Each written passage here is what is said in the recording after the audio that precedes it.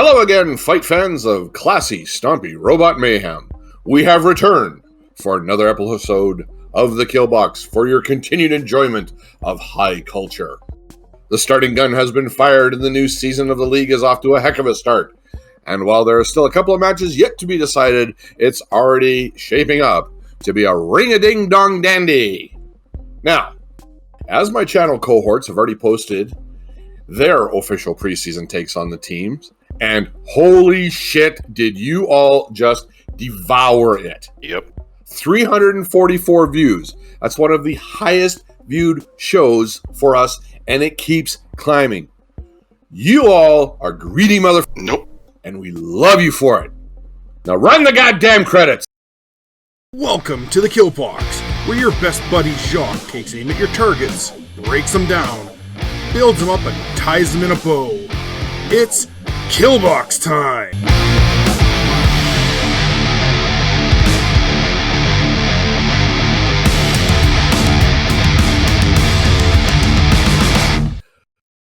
Now on to today's show. As I said before, my cohorts have already given you a rundown in their own analytical and precise, and some would say boring way. Nope. Rather than go over all the teams again ad nauseum, I've gone through and picked a few of my personal favorites from this upcoming season and will give you my thoughts on them as well as the tech that they are featuring in my own unique style. And then I'll reveal just which two teams I'm rooting for this season. Yep, that's right. I'm waving the colors for two teams, but I'll save those till the end. Out of the wide open field, I've decided to focus on three particular lances that I feel have a very unique set to them and need to put them under the spotlight. Now, all three of these lances are returning players from last season. I'm sorry, I've got no FNGs. Two are running new teams and one returning team name. Team number one, you already know his lineage as the offspring of one of the league admins, Alex and his Space AT&T team, the Doom Buds. One of the younger members of the league, but in no means in the FNG rankings any longer, it's going to be interesting to see how he does this season. Now, normally you see a major weapons design company sponsoring a team in the league, but this season, the company is the damn team. A Crusader, a Highlander, and a Longbow. He is going to be putting warheads on foreheads in a big way. Coupled with the mighty C3I systems the phone company teams are fielding this season, if he gets his Wraith in position and there is no ECM to protect the opposing force, this lance is going to be draining half-court threes like James Harden on their opponents.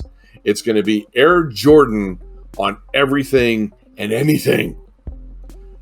And while I know the team's name is a showcase for the Doombud LRM systems, I think they should be named Yeetus Deletus.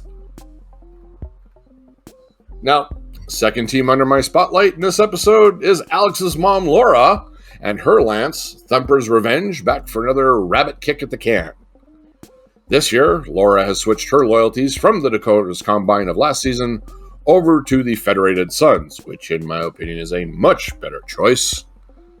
Some of the new tech toys that the Fed Sons bring to the arena this season are targeting computers and rotary auto cannons.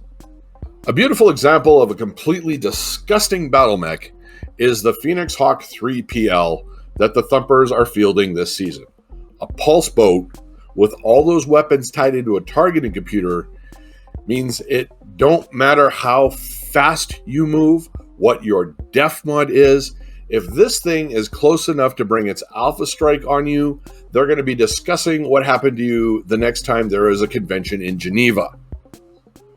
Now, the second toy that the Fed Sons bring is the awesome rotary autocannon. When these puppies spin up, you are going to suffer from rapid onset radiation poisoning from depleted uranium. Any target that her Nace Thunderbolt focuses on is about to be ordained because that rack is going to make it holy. Its cause of death is going to be listed as a bullet bukkake. For those of you who don't know what rotary autocannons are, the best way to describe them is accuracy through volume. Third up, for sacrifice, sees Chris M moving over from the FRR to the Lyran side of the Inner Sphere, but still keeping the Nordic feel with Vandal's Valkyries. It is quite possible that Chris has actually out-Fed-Sunsed the Fed-Suns with the sheer volume of LBX and Ultra autocannons in his lance this season. This amount of firepower is going to change his opponent's state of being to a Bologna-colored mist.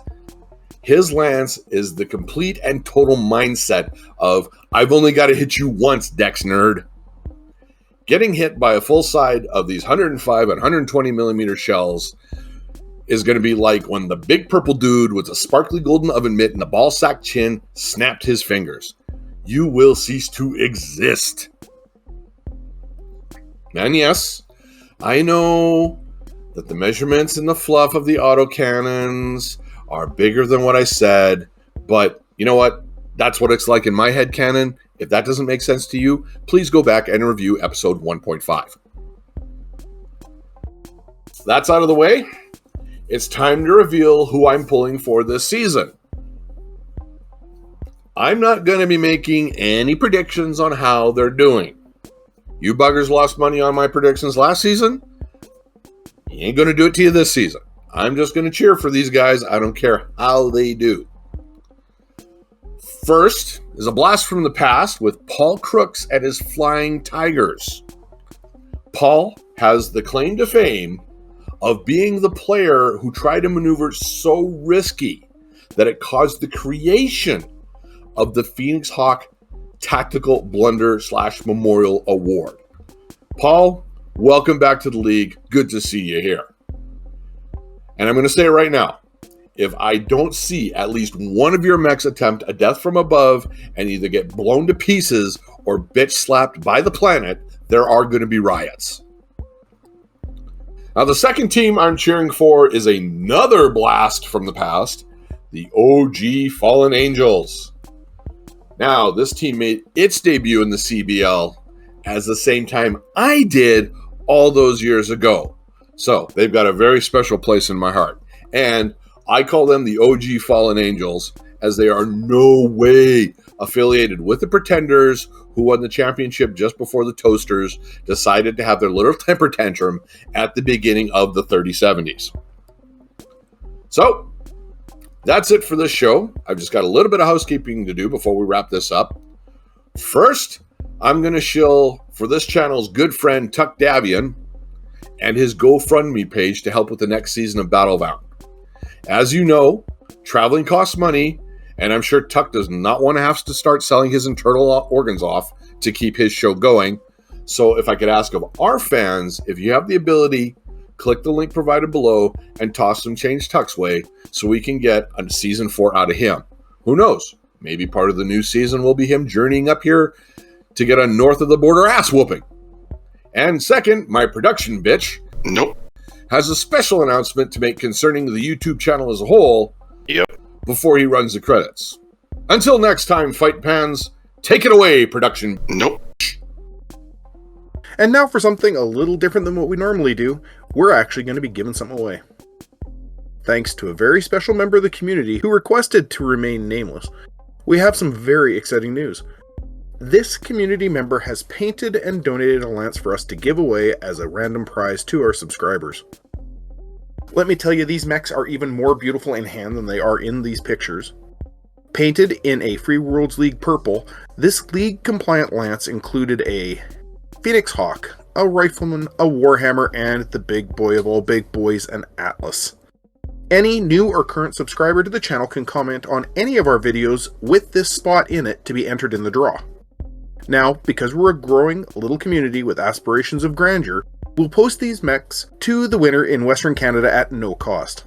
If someone in Eastern Canada or from out of country happens to win the draw, we will be happy to cover the first $20 Canadian for shipping costs, but ask that the winner cover the balance. A price quote will be gotten beforehand. And we can discuss if the winner wants to get the lance shipped to them or pass it along to another subscriber instead. Now please keep this in mind when entering the draw. To enter, all you need to do is like our video and comment below. We'll do the draw when we hit 150 subscribers. Each video you like and comment on will get you an extra entry into the draw. Thank you all very much, and we look forward to that next major milestone. Until then, stay safe, stay healthy, keep your beer cold, your women hot, and your heads on a swivel. That's a wrap, people.